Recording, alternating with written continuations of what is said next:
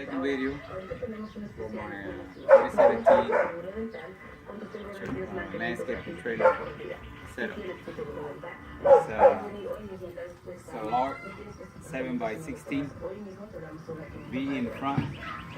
I just got done finished putting this rubber mat here in the ground. I also installed the rack, put all my stuff. This is just a regular cattle panel right here, and you see I still got this whole other panel right here. I can put stuff on. I haven't even still got plenty of room. I think I'm gonna put my other blower in there. I almost got all my stuff in here. I just got finished today.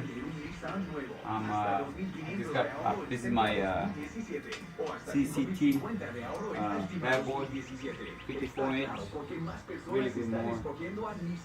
Been setting up, I had it almost 2 years, no issues with it at all. Then I have my 36 walk behind John Deere, both commercial. Those are my weed eaters, trimmer, edgers. I always keep the electric one just in case, you never know. But and that's my blower and my handheld blower. Got my fuel tanks and my sprayers right here. Sprayers are really good. Had them for a couple of years too. Had no issues with it, with either one of them. You see, I just threw some old paint I had in my garage, and before I the whole thing took me, I say, the whole full weekend.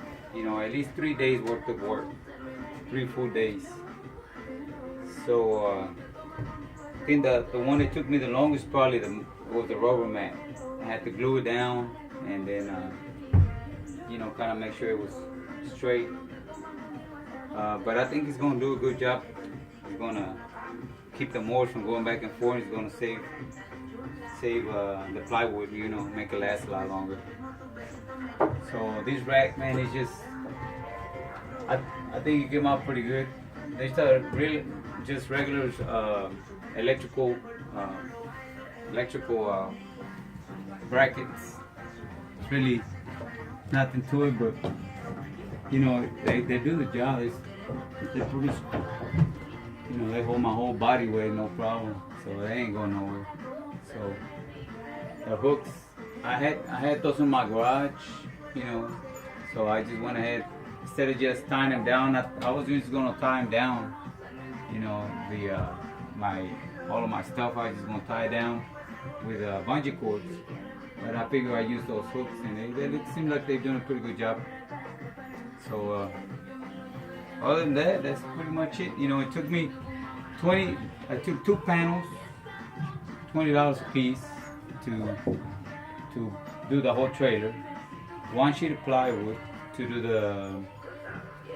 both of the shelves, and 14. I used 14 2x4s by 8, and they're all treated. And you can see right here, these I I used 2.5 inch bolts, and I screwed them straight into the frame because the plywood that it comes with the trailer is kind of flimsy. You know, it's only 1/4 inch. So I just went ahead and used the 2x4s and screwed them into the metal frame of the trailer. That's about the stuff he's gonna get. And the only other thing that I didn't count on was the door is a little bit heavier than what it was, because I guess the weight of the rubber mat. But and these strips, I put them on the edges, aluminum strips, to protect the wood as I'm loading and unloading, to keep the edges from getting wore down on on a daily basis. It make everything last a little longer. So if I probably had the money to buy all the brackets, you know, like everybody else does, I've probably done that. But you know, I'm just trying to save a little money, get the same result. I think that these brackets are gonna work pretty good. You can see I got plenty of room. I can use the whole wall like that, both sides, and at the bottom I have my sprayers and gasoline, and it worked real good. Tying it down, you just bungee cord, and I just tie them down against the wall. You know, they ain't going nowhere. So everything seems like it's turned out pretty good. And I've seen a lot of videos of what people do on YouTube with their trailers, enclosed trailers, and I like what they do. And I also like how this one turned out. So I guess time will tell how long this rubber mat gonna last, and how long this cattle panel, this $20 cattle panel gonna last. So if you have any questions, let me know, and I'll do my best to answer you. And the way I did, hold on. I almost forgot the way I did the measurements on the plywood to do the front is I measure the center to the length. You can step back a little bit. From the center to however length I wanted this shelf to be. I measured it out and from the middle, and then whatever length I wanted, I wrote it down, and then from the edge, I measured the edge to edge. That would be my the length that I used to cut the width. Then I took this point. I measured these 2 points right here. Point here to point here. I measured it, and then I wrote it down. And then right here on this point, I measured from here to here. You know, from this point to this point, another straight line. And then from there, once I had the sheet laid out, from that end, I just drew a straight line to this point. And it came out perfect. I mean, it's simple, you don't have to think about it too much. Just as long as you measure these 3 points from the front to how the length you want, and then from that point to that point, and then you just draw a straight line. You do the same with both sides, and they came out pretty good. I didn't have to waste no wood.